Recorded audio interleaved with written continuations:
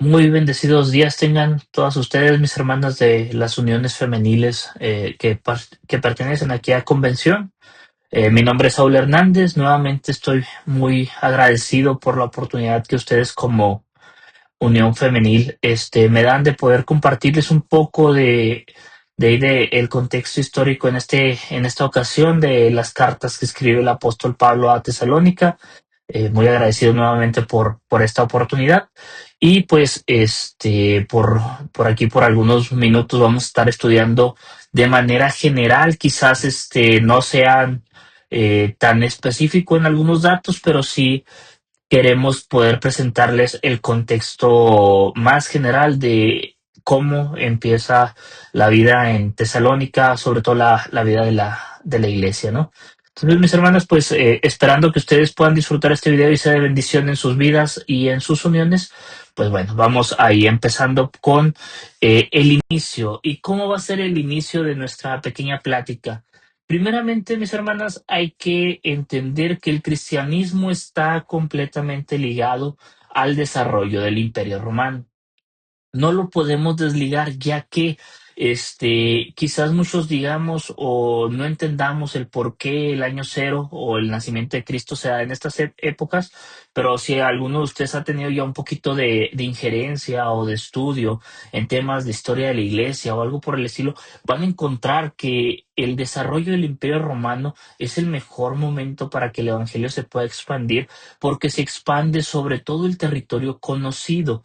Y por aquí en esta pequeña filmina van a ver y estudiar un mapa que marca los dominios del Imperio Romano. Esta no es su máxima extensión. Su máxima extensión la va a dar por ahí el emperador Trajano, por ahí en el año 110, previo a su muerte. Él casi va a llegar a extender el Imperio Romano hasta la India. Por ahí no se logra. Él muere antes de hacerlo. Y el sucesor, Adriano, si no me equivoco, su sobrino, pues él decide retirar a todo el ejército romano de aquellas zonas y regresa.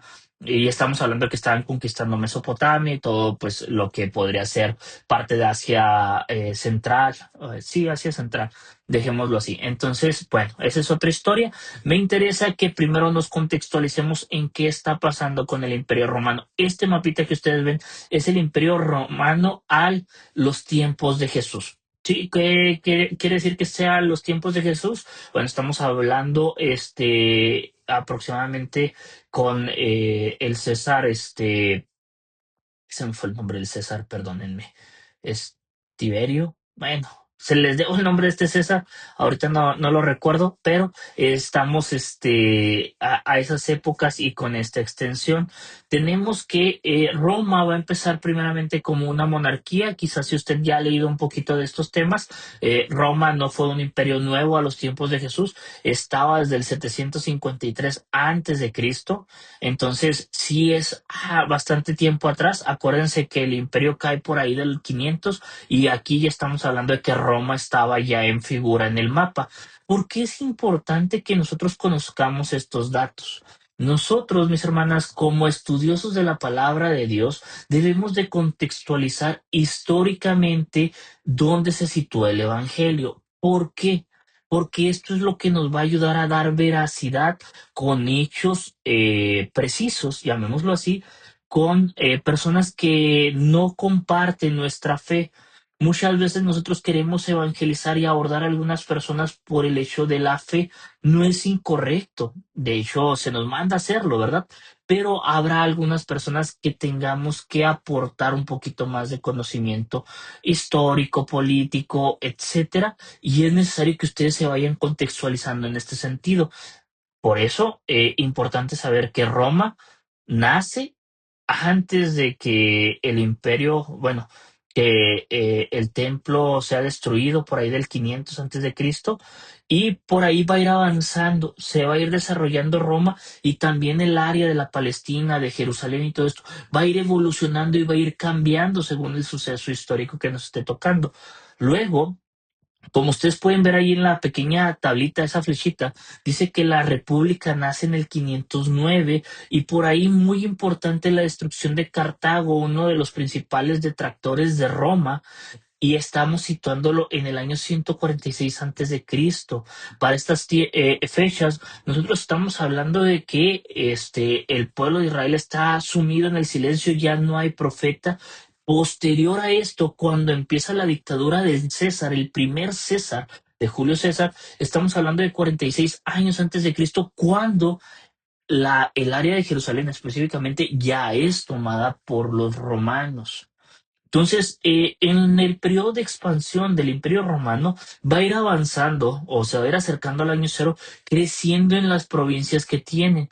Y esto nos ayuda a poder comprender cuál era la situación política, uno, que se vivía en Jerusalén en los tiempos de Cristo, que no vamos a hablar de eso en esta pequeña sesión, pero sí vamos a hablar que para este punto, la ciudad de Tesalónica era una provincia principalmente griega. Fue fundada 300 años antes de Cristo y está muy cercano a lo que es Macedonia. Y acuérdense que Alejandro Magno era macedonio, que fue quien conquista buena parte del mundo también, pero pues, estamos hablando de otra parte de la historia. Lo que quiero que ustedes vean es cómo hay ciertos personajes históricos que son importantes conocer porque se van a ir empatando con nuestra relación, con el Evangelio, con los sucesos que se van a dar en la Biblia que usted lee, estas dos cartas de las cuales tendrán a bien estar aprendiendo a lo largo del año.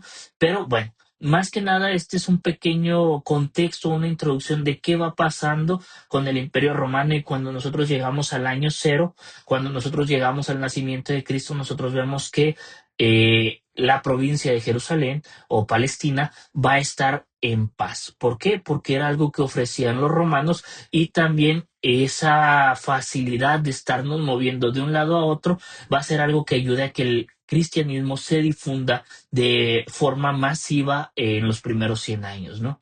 Entonces, vean y observen esta tablita. Si tienen dudas sobre algún detalle, con todo gusto, podemos platicar en otra ocasión de estos detallitos para que ustedes puedan ir comprendiendo cómo la expansión del Imperio Romano y también cómo ciertos emperadores fueron detractores del Evangelio o bien impulsaron al no promover una persecución. Pero bueno, les insisto, será otro tema, ¿no?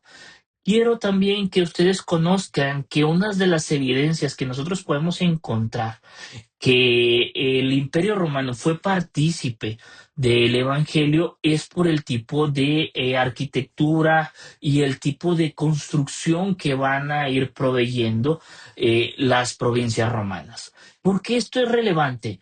Bueno, me regreso un poquito al tema del Evangelio o de los Evangelios. Vamos a situarnos en esto. Cuando los romanos conquistan Jerusalén, ¿qué hacen los romanos? Empiezan a construir, ¿verdad?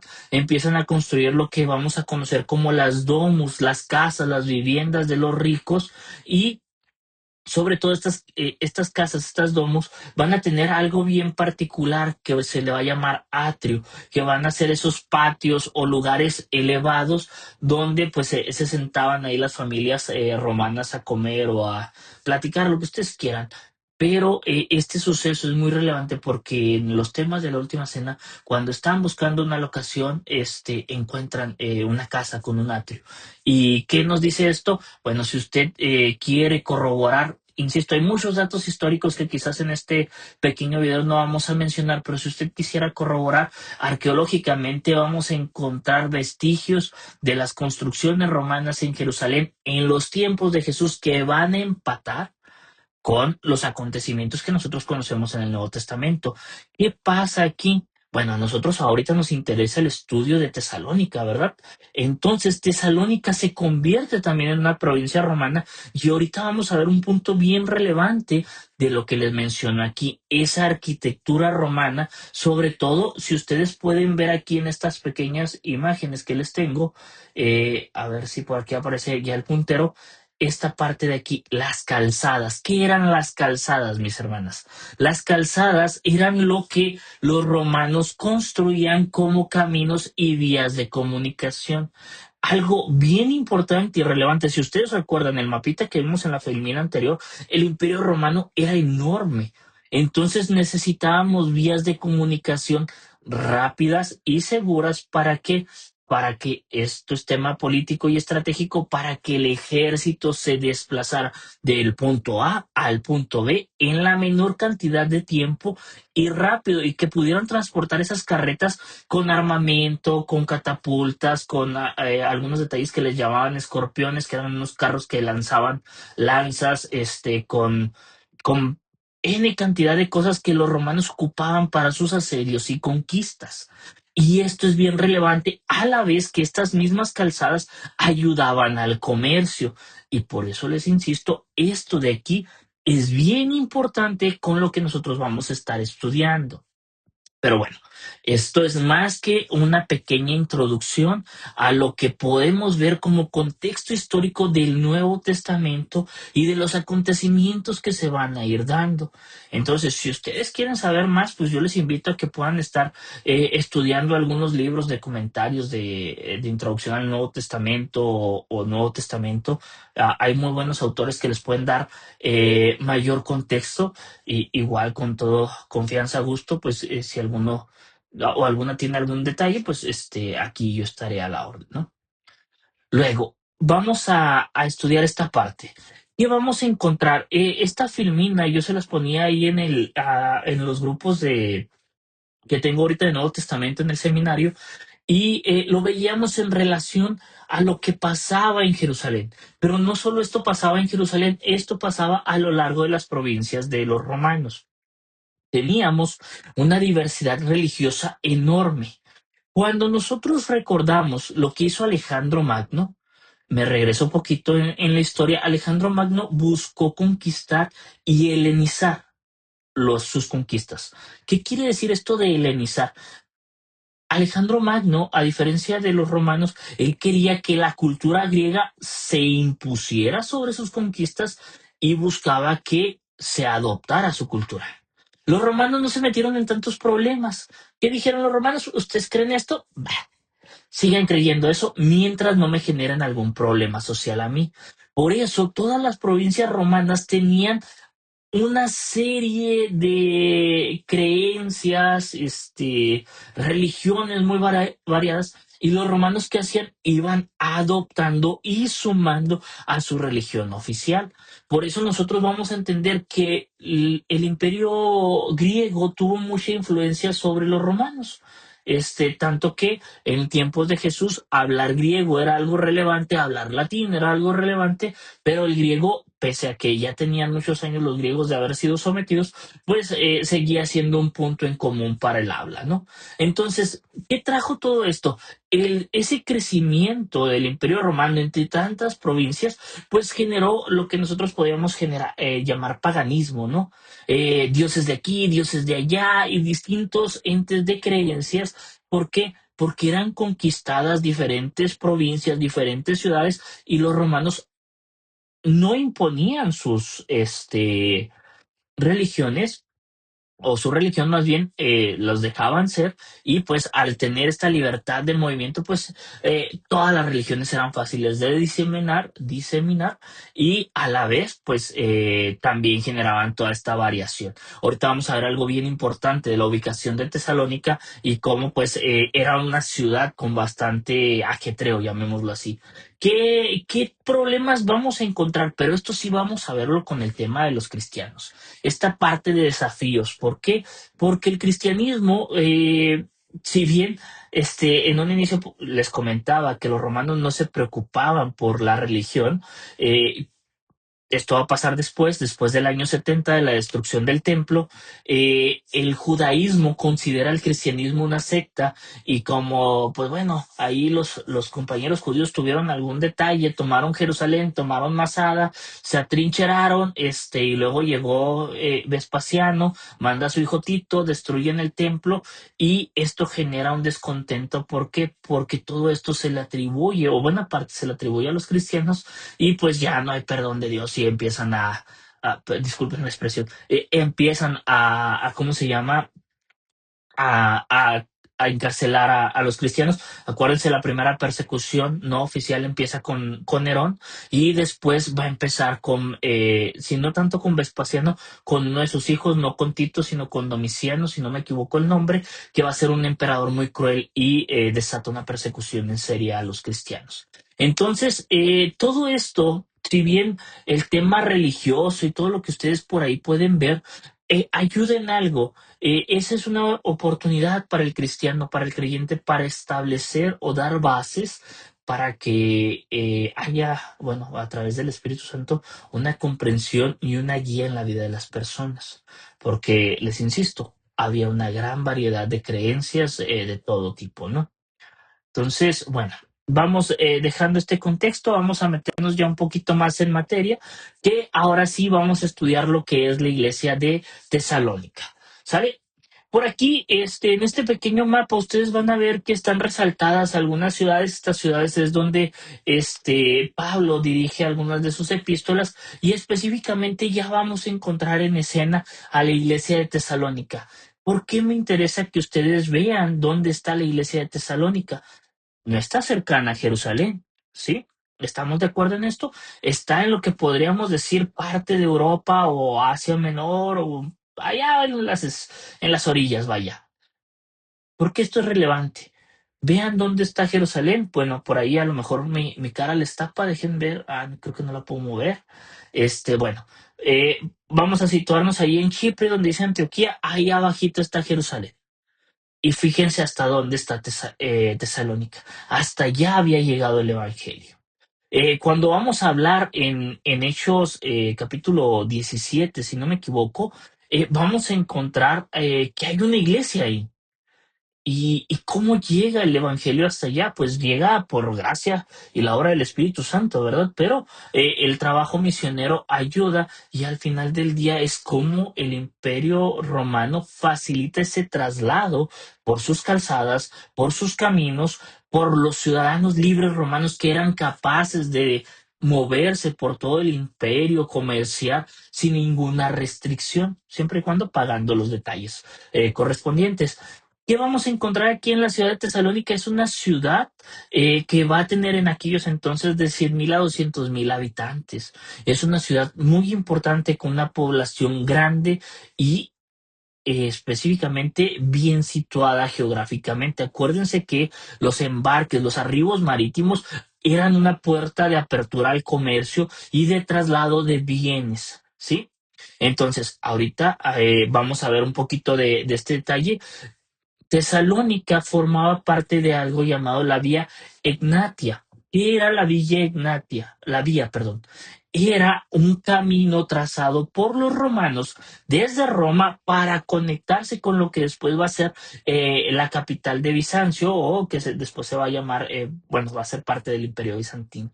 Entonces, esta pequeña carretera, permítanme ver si ven el cursor, va a comunicar Roma aquí en esta parte de Europa y la va a atravesar para poder llegar de manera rápida a lo que vamos a encontrar en Asia, ¿verdad?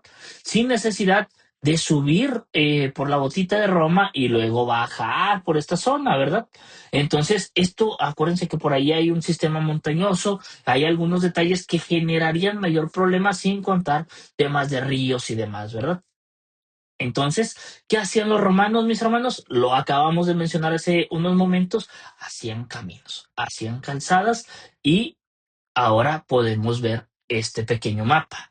La ciudad de Tesalónica tenía una, llamémoslo así, camino directo que iba desde Roma hasta algunos puertos y provincias y cruzaba esta parte de Grecia para poder, aquí está Tesalónica, no sé si lo ubican, ahí es ahí donde está el puntero, para poder comunicarse hasta Asia. Por ahí son algunos de los nombres que vamos a encontrar actualmente de estas ciudades. Entonces, insisto, comunicación directa de Roma hasta Asia, y siendo Tesalónica uno de los puntos centrales, como ustedes pueden ver en este pequeño mapa. ¿Qué tiene que ver esto? ¿Qué resalta? Bueno, que el desarrollo de la actividad de Tesalónica era muy importante porque incluía el comercio por vía de mar, por vía carretera, había importación y exportación de bienes, era un puerto importante y relevante y pues bueno. Teníamos algunos temas generales de desarrollo como artesanos, ya sea que trabajaran las pieles, el cuero, el metal, detalles generales para que esta fuera una ciudad importante y tener temas de agricultura, ¿verdad? Claro que vamos a encontrar dividida esta ciudad por algunas clases sociales. Las élites normalmente van a estar conformadas por los romanos ricos, políticos y algunos comerciantes, la clase media, artesanos y soldados, pobres jornaleros y, claro, la esclavitud que era muy importante para esos años en el Imperio Romano, ya que movía buena parte de la economía del imperio. Entonces, mis hermanas, vean la importancia del punto de Tesalónica. Tesalónica era un punto de conexión entre mar y tierra, desarrollando un camino por los romanos desde Roma hasta lo que ahorita conoceríamos como Estambul. ¿Sale? ¿Por qué es relevante esto? Bueno, para que ustedes tengan ese contexto general de cómo y a quién se escribe esta carta. Se está escribiendo esta carta a una provincia que anteriormente fue griega, fue fundada por los griegos 300 años antes del cristianismo. Entonces, ¿qué vamos a encontrar en esta pequeña ciudad o gran ciudad para estos tiempos? Bueno, mucha influencia de filosofía. ¿Por qué es relevante esto? Ahorita lo vamos a ver más adelante, ¿sale? Pero espero que hasta aquí ustedes vayan teniendo una traza de lo que estamos intentando mostrarle con este contexto. Si bien en mi caso yo no les voy a dar un bosquejo general del libro de Tesalonicenses de las dos cartas, yo nada más estoy contextualizando qué pasa económica, política, históricamente por estos lugares, ¿no? Ahora, esta tablita me parece y se las quería mostrar porque la considero bien importante y relevante, porque juega un papel importante con los personajes que históricamente vamos a encontrar en la Biblia y que históricamente existieron en los anales de Roma o en cualquier punto de historia. Si usted quiere consultar si existió Claudio, el emperador Claudio, sí existió y existió de tal fecha, y eso nos ayuda a tener veracidad con lo que nuestra Biblia dice. ¿Por qué es importante esto? Les insisto, habrá personas que quieran hechos que puedan ser comprobables para estos acontecimientos del Nuevo Testamento. ¿Sale? Vamos a empezar de manera general. Esta línea del tiempo va a situar a los procuradores romanos en la parte de arriba y a los emperadores romanos en la parte de abajo, que tienen que ver con el desarrollo del Evangelio dentro de los primeros 100 años. Pero aquí nos vamos a quedar hasta Vespasiano, hasta el año 70, porque más adelante, no que no nos interese verlo, pero para el fin práctico de lo que nosotros queremos estudiar, pues no, ¿verdad? Nosotros nos podemos centrar en el emperador Claudio. ¿Quién fue Claudio? Mis hermanos, pues fue un emperador que va sucediendo a Calígula, ya es después de los hechos de la pasión. Con Claudio vamos a encontrar al procurador Félix. ¿Y por qué están mencionados aquí, mis hermanos? Porque son puntos relevantes en la vida del apóstol Pablo. ¿Y esto qué tiene de emocionante? Bueno, que usted lo va a encontrar en su defensa, en Hechos 23 y 24, y va a encontrar cómo Pablo, una vez que se ha encarcelado, quiere apelar hacia el César, ¿verdad? Y todo este relato, cuando nosotros creemos, o bien que Pablo llega a la iglesia de Tesalónica, lo vamos a ver en Hechos 17, ¿sí? Y esto va a ocurrir en qué viaje misionero, mis hermanas. Yo sé que ustedes son estudiosos de la palabra de Dios y ya deben de saber en qué viaje misionero Pablo llega a Tesalónica. Claro que sí, en el segundo viaje, ¿verdad? Yo sé que contestaron de manera correcta. Y esto pasa aproximadamente en el año 49 al año 51. Es bien importante que recuerden estas fechas por lo que va a pasar a continuación.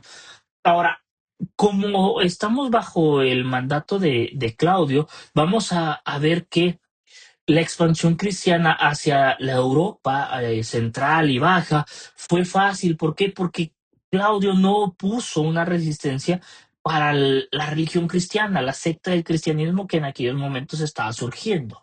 Él no tuvo ningún problema, no se metió en problemas con los cristianos, no los persiguió, no los encarceló, los dejó ser y pues por ende crecer, ¿verdad?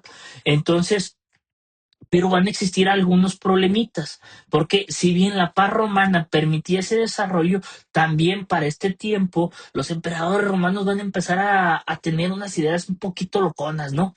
Se va a ver que los emperadores romanos van a empezar a ser deidificados. ¿Qué significa esto? El César va a ser o va a fungir como un dios en la tierra y a su muerte va a ser un ser divino, ¿verdad? Y por lo tanto, muchos césares van a ser adorados, ¿sí? Entonces, cuando hablamos aquí, sobre todo en el punto 2 que usted puede ver ahí, dice, se exigía lealtad al emperador como señor. Claro, se le exigía una lealtad a todo el pueblo conquistado por Roma y una sumisión ante el emperador, ¿verdad?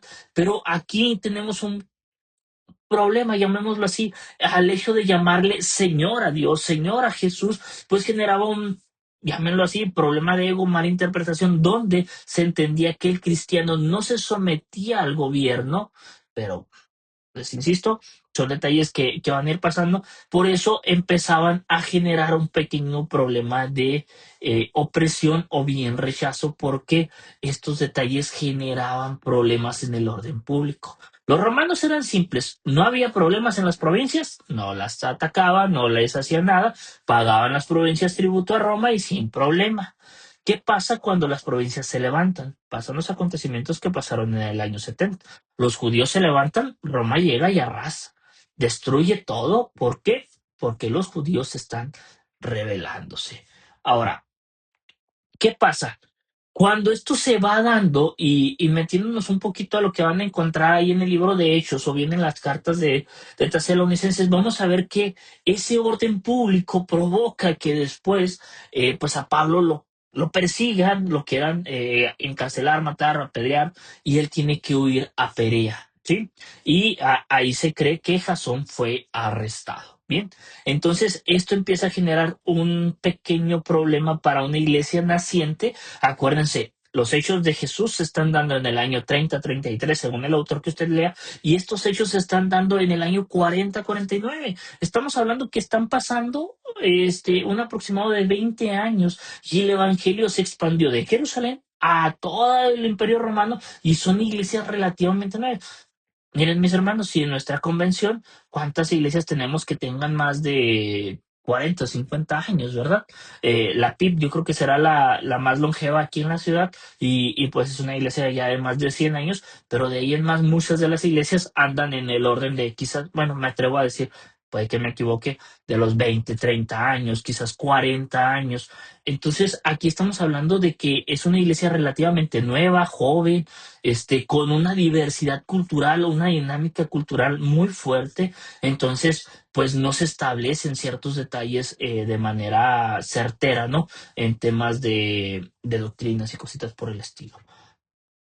Ahora, vamos a avanzar un poquito. Aquí en este pequeño mapa, ustedes van a poder ver los viajes misioneros de Pablo. A nosotros ahorita nos incumbe o nos afecta el segundo viaje misionero. ¿Por qué? Si ustedes se fijan y si pueden seguir la línea morada, si usted batalla para ver, acérquese ahí para que vea el video y vea y siga la línea morada. Si usted tiene su Biblia a la mano, pues ábrala, qué mejor, ¿verdad?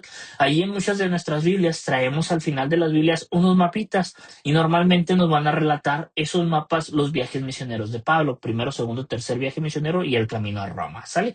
Aquí este mapita lo único que tiene es que está a color y si ustedes se fijan, este, eh, trazando sobre todo la línea morada, ustedes pueden ir viendo cómo podemos avanzar desde Jerusalén. Acuérdense que antes no había tema de avión, carro o algo así, entonces todo se hacía caminando y van a partir desde Jerusalén avanzando por toda la parte norte, subiendo hacia lo que sería, digo, mencionando Samaria, Galilea y demás, van a ir avanzando, van a pasar por la ciudad natal de Pablo, por Tarso, y van a seguir hasta Antioquía de Pisidia y van a seguir avanzando por la parte, ¿qué le podríamos decir? Ay, disculpen porque se vio el dedote, ¿verdad? Este, vaya, por las orillas de Asia, llamémoslo así, y ahí en Troas van a hacer un viaje en barco hasta Filipos, ¿sale? Y de Filipos, la siguiente ciudad en llegar es la de Tesalónica. Si ustedes se fijan acá por donde está mi cara, está Italia, está Roma y son parte de los caminos que ahorita les mencionábamos, ¿sale? Y de ahí, bueno, según lo que acabamos de ver y decir, pues después del alboroto que se hace por ahí en Tesalónica, Pablo huye a Perea, que es la siguiente ciudad. Si ustedes se fijan, está Filipos, Tesalónica y luego Perea, ¿sale? Y bueno, algo bien importante es que después de Perea, Pablo baja y se establece una temporada pequeña en Corinto, que es donde nosotros creemos se escriben las cartas a la iglesia de Tesalonicenses. Si ustedes se fijan, este pequeño círculo, bueno, no es un círculo, ¿verdad? Pero este pequeño circuito que Pablo hace es para llegar. Acuérdense que en el segundo viaje misionero de Pablo, Pablo busca aportar o ayudar a las iglesias nacientes, darles un refuerzo espiritual, ser de bendición para ellos, apoyarlos. Entonces, estas son parte de las iglesias que él va visitando durante su segundo viaje y pues va ayudando a los hermanos en Cristo en aquel entonces, ¿no? Ahora, esta tablita también es una tablita que he estado usando mucho en este semestre y el pasado aquí en temas del seminario, pero esta tablita me gusta mucho porque les va a ayudar como una referencia, tómele una captura de pantalla, si usted tiene el video, pues la va a ver cuando quiera, pero ¿por qué nos interesa esto? Si ustedes se fijan aquí donde está el puntito rojo, empezamos por ahí del año 44, 40 y tantos, y vamos a terminar hasta el año 56, 57 y son los viajes misioneros que hace Pablo, ¿sale? Y ustedes, si ustedes aquí ven, hay una pequeña apartado donde dice Gálatas, primero, segundo de Tesalonicenses, primero, segundo de Corintios, donde se estima una fecha de escritura entre el año 50 y el año 55. Ahí de manera general ustedes van a poder ver viajes de Pablo, escrituras de los libros y algunos hechos muy relevantes para la iglesia primitiva. Entonces, más que nada, esta tabla me ha gustado mucho porque nos ayuda como una referencia. Ahora, volviendo al tema nuestro, al tema de la iglesia de Tesalónica, bueno, aquí es un contexto general de donde Pablo escribe algunas de las cartas y en qué ciudad se estima fueron escritas. Hablando específicamente de tesalonicenses, vamos a encontrar que la primera carta se escribe entre el 50 y el 51. Se cree que se escribe en Corinto, tanto la primera como la segunda carta, y pues puede ser de las primeras cartas que Pablo escriba, ¿sale? Segunda Tesalonicenses no ocurre mucho tiempo después, es básicamente una continuación a esta carta. Acuérdense que Pablo sale huyendo de Tesalónica, llega a Perea y luego de Perea baja a Corinto y ahí se establece y escribe algunas cartas de aliento, unas cartas que ayuden a el crecimiento espiritual de las iglesias. Ahorita digo, observen en el mapa, insisto, tómenlo para sus siguientes estudios como un punto de partida, pero nada más para que ustedes puedan ver una referencia de cuándo se escribe Tesalonicenses, ¿no? Y bajo qué circunstancias estamos hablando de temas muy generales. Hablar ya de temas más específicos, pues creo que haría un video más largo o otro enfoque en esta sesión, ¿verdad? Que yo creo que algún otro hermano les ha de estar ayudando con esta parte. Ahora, ya casi para terminar, vamos a ver qué pasa con la vida del cristiano en Tesalónica. En Tesalónica, bueno, principalmente tenían estos problemas, ¿no? El cristiano iba a perder su credibilidad comercial, va a ser excluido, va a ser un paria social, va a ser denunciado, va a ser acusado, y esto genera que el seguir a Cristo genera un aislamiento social, baja económica, un riesgo porque podían ser arrestados, encarcelados y demás. Y pues claro, había una esperanza futura, sí, en el reino de los cielos, pero terrenalmente la iglesia de Tesalónica se veía asediada por estos detalles. En algunas partes también va a pasar esto con el cristianismo, pero ahorita, les insisto, nos centramos en lo que pasaba en Tesalonicenses, ¿no? Problema social, bueno, tenían sí un detallito con el trabajo. Bien vivillos los amigos de Tesalónica dijeron, pues si Cristo ya va a venir, que esto va a ser uno de los detalles que que luego se van a ir reproduciendo como unos de las herejías del primer siglo, ¿no? Por los montanistas, si no me equivoco, que ellos querían reproducir toda la enseñanza de los primeros tiempos porque decían que Jesús estaba próximo a su regreso. Entonces ellos afirmaban que como Jesús estaba próximo a su regreso, pues ¿para qué trabajamos? ¿Qué problema tendríamos? Es por eso que Pablo en la segunda carta a los tesalonicenses los exhorta, los reprende en el capítulo 3 versículo 10 y dice, el que no trabaje, que no coma. ¿Por qué? Porque los tesalonicenses, entiendan, culturalmente, era lo que explicábamos hace un momento, está todo el tema del paganismo, la filosofía y demás. ¿Y qué pasa? Pues empiezan razonamientos y empiezan a decir, pues bueno, Cristo va a volver, ¿qué caso tiene que hagamos ciertas cosas si Cristo ya viene, verdad? Pero bueno, pues ahí había un pequeño detallito con esto, ¿no? Luego, el nivel cultural de la iglesia de Tesalónica o de la ciudad de Tesalónica era bueno. ¿Por qué? Porque, acuérdense, estaba bajito de Macedonia, era una provincia principalmente griega. Los griegos se caracterizaron por ese saber, por ese conocimiento, sabían leer, escuchaban discursos públicos, eran buenos oradores, conocían de filosofía, del estoicismo, de los epicúreos y etcétera. Entonces, era complicado, bueno, no complicado, sino era una ciudad culta, ¿no?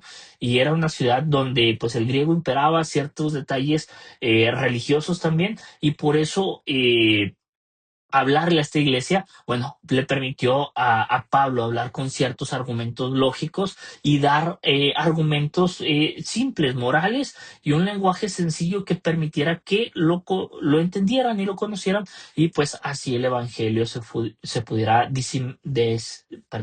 diseminar ahí en la ciudad de Tesalónica. Y pues bueno, esto es parte del contexto general de la iglesia.